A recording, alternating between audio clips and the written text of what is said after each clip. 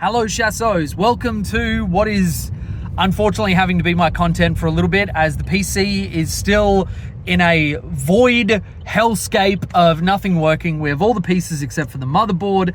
I'm here in the car with my beautiful wife driving me, chauffeuring me around as she's contractually obligated to do because of the ring that she decided to put on my finger.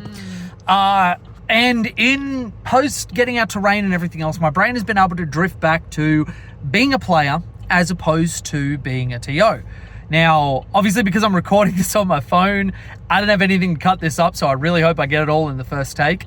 But there has been something that's been like itching at my brain, and it came to the forefront when I was talking to one of the players on my team, Pat, who everybody will know lovingly as the God Engine.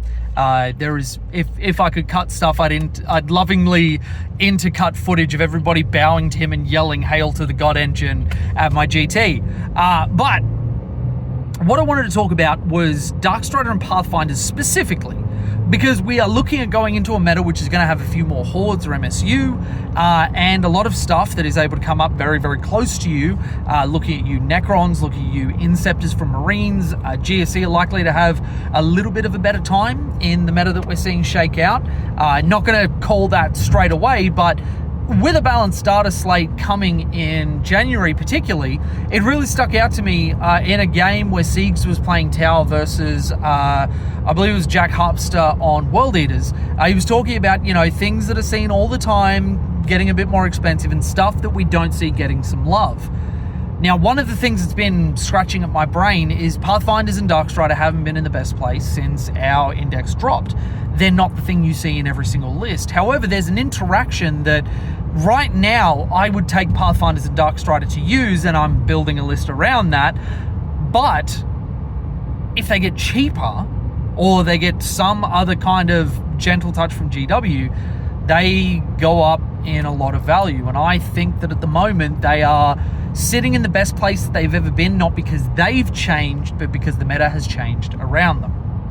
Now, the thing that I want to talk about, obviously I can't put it on screen as I normally would, is the coordinate to engage stratagem, which says whenever you target your spotted enemy, gain +1 ballistic skill and ignore cover if you've got the marker-like keyword, which obviously Pathfinders have.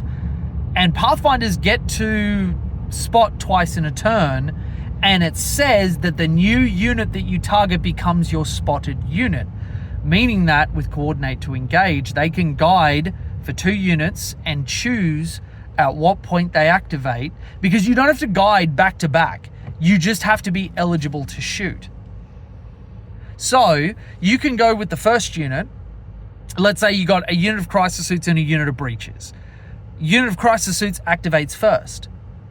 If the crisis suits blow them off the table, then you go, cool, I don't need to shoot at that. I'm ready to guide the breaches with my other ones, and then send rail rifles and pulse rifles and everything else, +1 to wound from Darkstrider, and split fire happily without any sort of penalty because you coordinated to engage. You get around the split fire penalty of our detachment rule, or our army rule, sorry.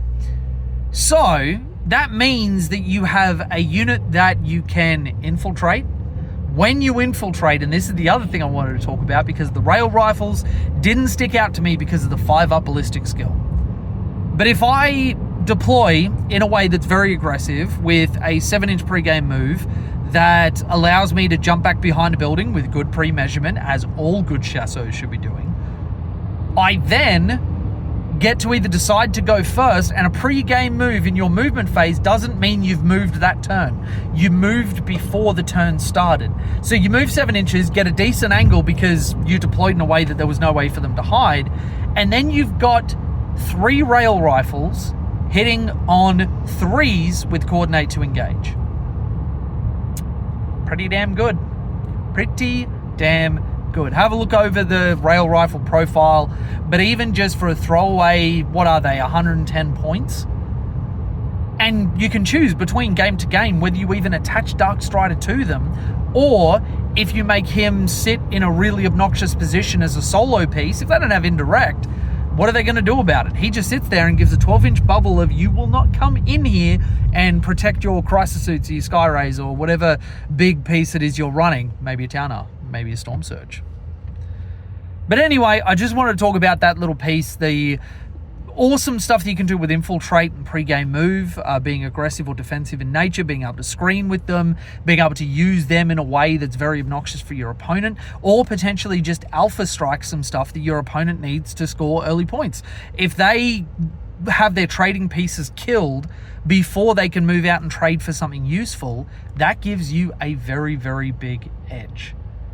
Let me know what you think about this interaction. Let me know if I am absolutely huffing on the copium, or if this is something that you would actually run. I am keen to give it a try, plug it into a list that I know works well, and have a plan for these guys to really add as a force multiplier to my army, or a disruption method for my opponent.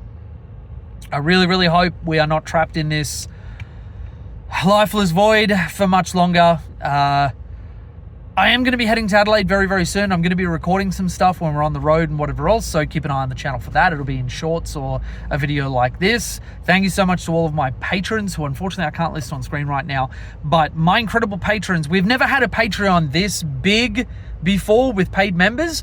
I haven't been doing this much coaching before, and I can tell you that these guys have actually been saving our life with being able to get through this Christmas period, and really gives me that sort of kick behind me to get my technology stuff sorted and get back to you guys as soon as possible.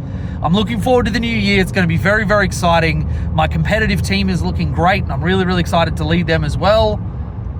I'll see you guys in the next one. Bye, Chassos. Bye.